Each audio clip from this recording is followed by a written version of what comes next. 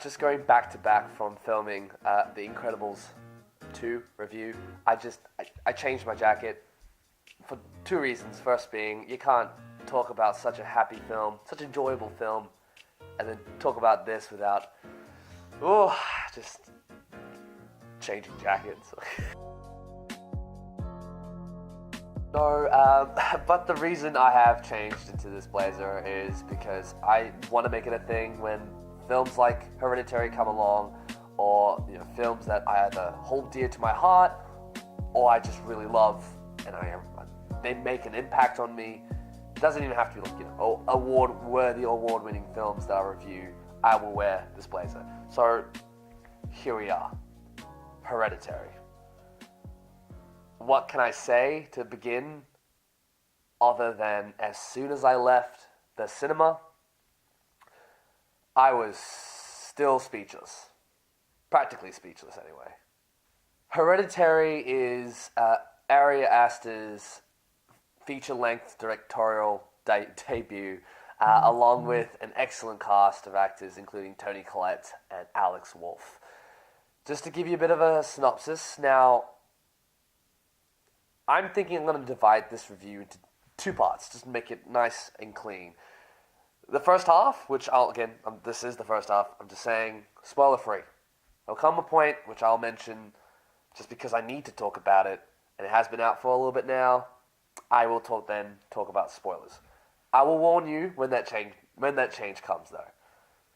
Moving back to the non-spoilery, Hereditary tells a story about a family who, as the film begins, is struck by death in the form of Toni Collette's character's mother and the family's grandmother.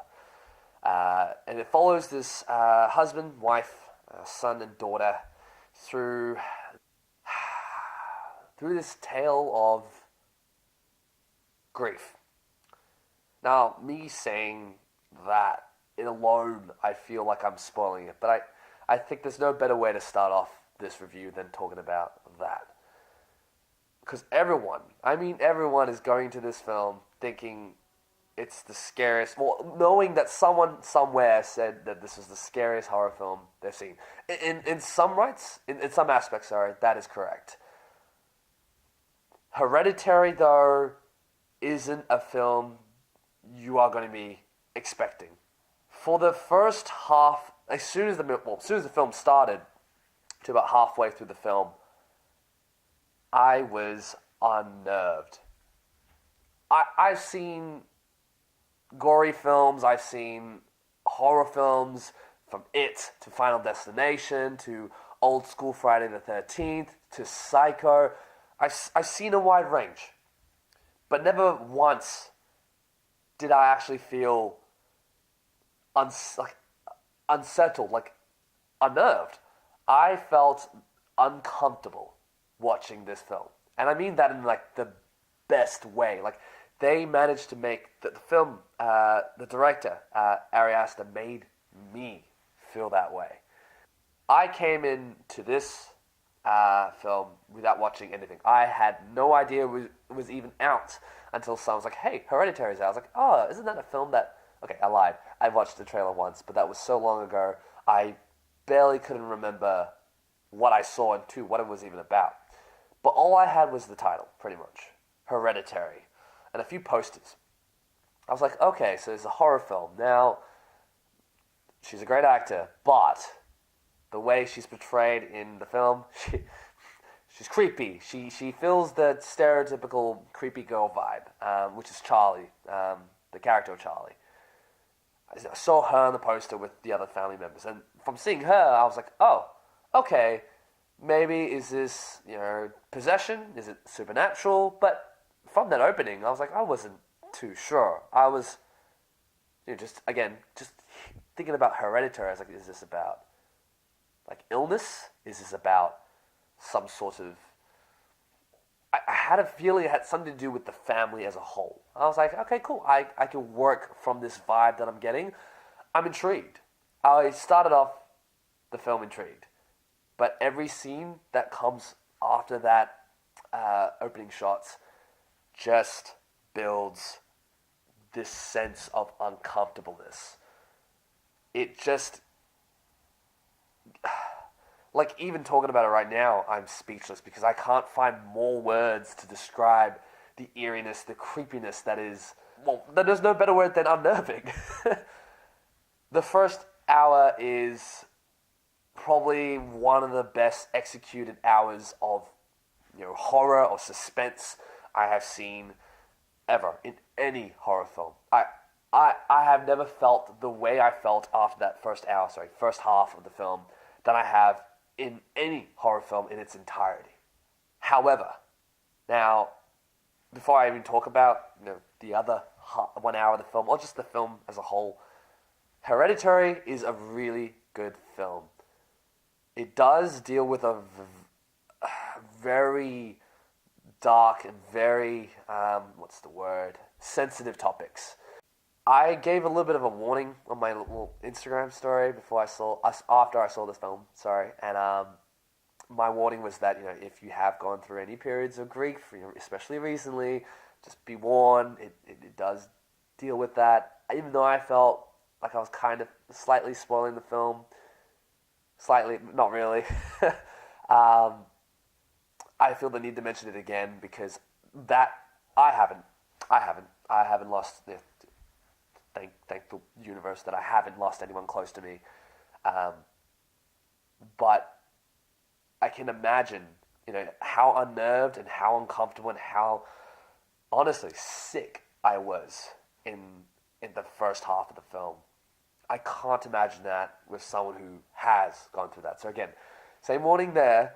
I don't think they just, so to speak, beat that theme a lot. Like, they just use the theme as like, oh, this is very radical that we're showing, I don't know, very controversial emotions about death. Like, it's nothing like that, because it is just part of the film and the narrative, but really heavy film as is.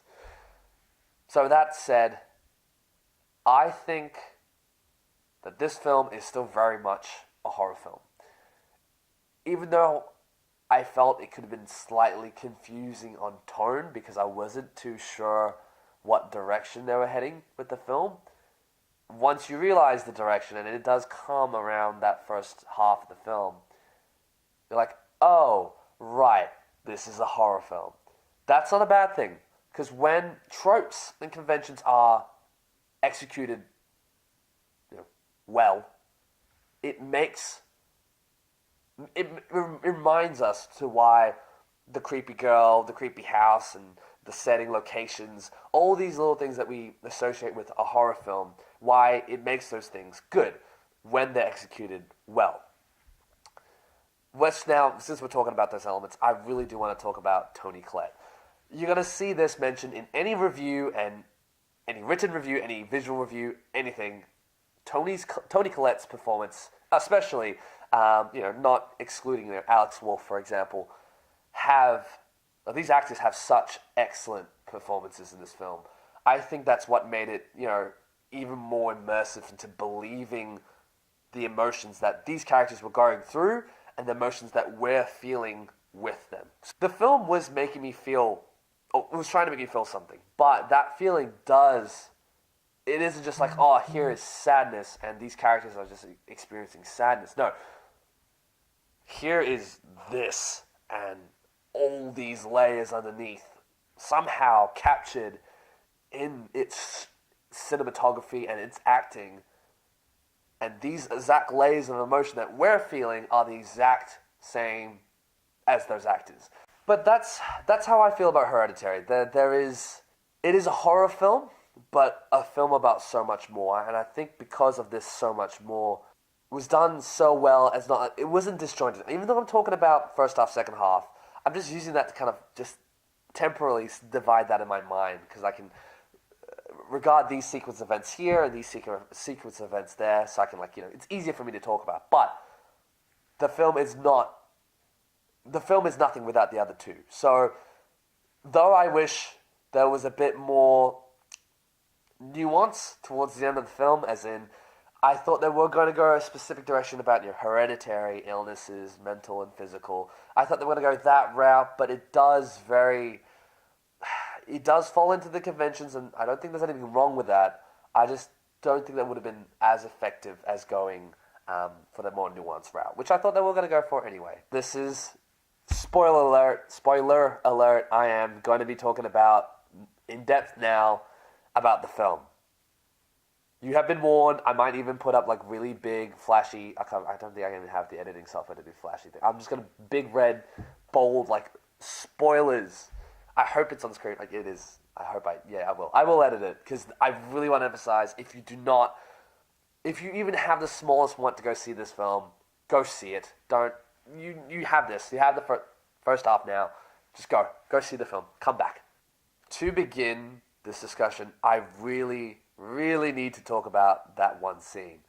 And if that scene made as much as an impact on you as it did me, I think you guys know exactly this scene I'm talking about. I mean, unless you didn't decide to see the film and you already know the scene as well, because, I don't know, some people just like spoilers. Hey, each to their own. Especially in films like this, I want to see it on my own, but hey, that's fine. You're choosing to watch my review, and I'm cool with that.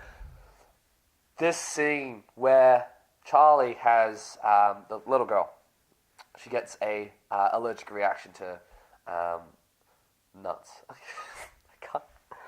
I feel like the laughing is a coping mechanism, because I haven't had to think about this film as much until today. It's been about a week since I've seen the film, and I'm still, the images in the film are still very much upsetting or very uncomfortable for me to think about. But I'm just going to cut straight through it. She has the reaction. Her brother is now driving her to the hospital. She sticks her head out of the window, and there is just at that point, because I felt it was more of like a suspense, like, oh, we have to get to the hospital so she doesn't, I didn't think she was going to die. I thought it worse when I saw her unrolling, winding down the window. I was like, oh, she's just going to fall out. Like, I was not expecting that. However, before I really go into that scene a bit further on, there is a lot of foreshadowing about this idea of beheading. A couple scenes before, while she's at school, she cuts off the head of a bird. I was like, oh, right, that, like, I mean, not saying that just made me see that coming, but whatever. The beheading thing plays a big part in the whole plot of the film towards the end. But back to that scene. That smack happens, and the car slows down to a roll and then to a stop. And all we have in terms of what we're seeing on screen is just Alex Wolff's character's face. It felt like, I'm having shivers thinking about it now, it felt like an eternity looking at his face and him just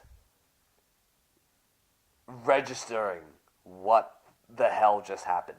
And so is the audience at this time as well, because we are both just...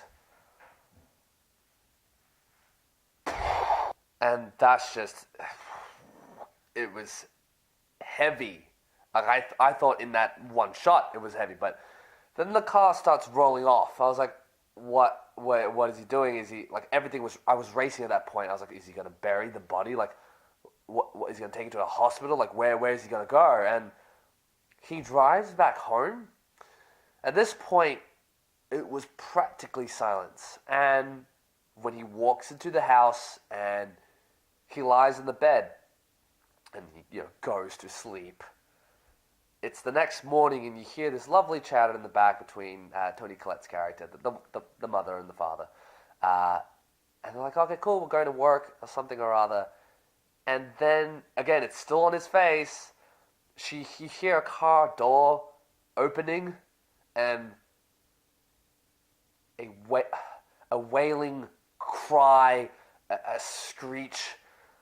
Oh my God! You don't even see her face. You don't even see anything at this point. You're just seeing Alex Wolff's face, and you just this constant screaming, and we see the reveal that is Charlie's beheaded and not cleanly beheaded head on the middle of a road with ants crawling all over her dead face. It was 3 seconds, and then it wasn't even a quick like hand to the face. It was more just I looked down, and I was visibly sick.